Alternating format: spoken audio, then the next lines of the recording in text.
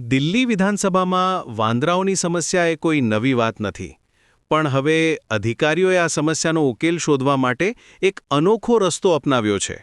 તેઓ એવા લોકોને હાયર કરવાની યોજના બનાવી છે, જેઓ લંગૂરના અવાજની નકલ કરી શકે, કેમ કે વાંદરાઓ લંગૂરથી ડરે છે. આ વાત સાંભળીને તમને થશે કે આ કેવો વિચિત્ર ઉપાય છે, પણ અનિલસિંહ, આ વાત એકદમ સાચી છે.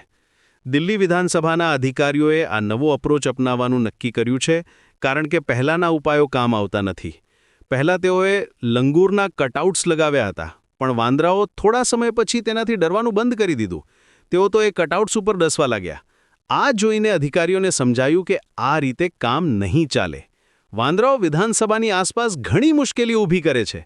તેઓ ઇલેક્ટ્રિકલ વાયર્સ તોડે છે, ડિશ એન્ટેનાસ ખરાબ કરે છે. કેટલીક વાર તો તેઓ વિધાનસભાની અંદર પણ ઘૂસી જાય છે અને પ્રોસિડિંગ્સ ઇન્ટરપ્ટ કરે છે.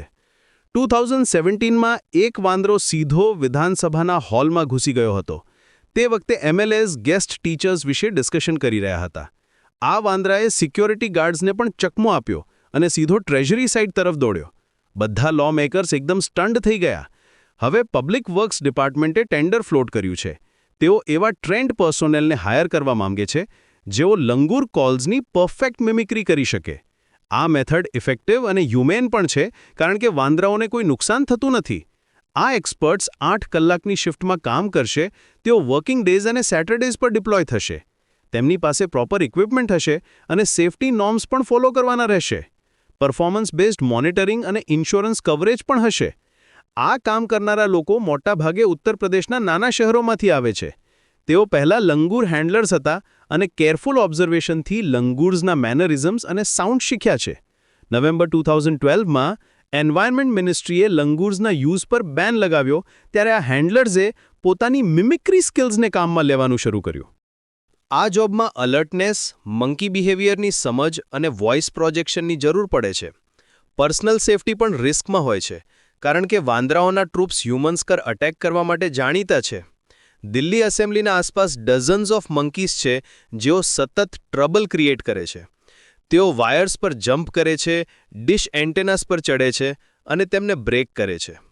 આ વાંદરાઓ લેજિસ્લેટર્સ, સ્ટાફ અને વિઝિટર્સ માટે સેફટી રિસ્ક બની ગયા છે. આ નવો એપ્રોચ એ બતાવે છે કે કેવી રીતે ટ્રેડિશનલ નોલેજ અને મોડર્ન પ્રોબ્લેમ્સનું સોલ્યુશન મળી શકે છે. લંગૂર હેન્ડલર્સની સ્કિલ્સ હવે એક નવા રૂપમાં કામ આવી રહી છે. આ માણસો પોતાના અવાજથી જ વાંદરાઓને ભગાડી શકે છે. આ વાત સાંભળીને લાગે છે કે આ કોઈ કોમેડી મૂવીનો સીન છે, પણ આ એકદમ રિયલ પ્રોબ્લેમ છે અને તેનો પ્રેક્ટિકલ સોલ્યુશન છે.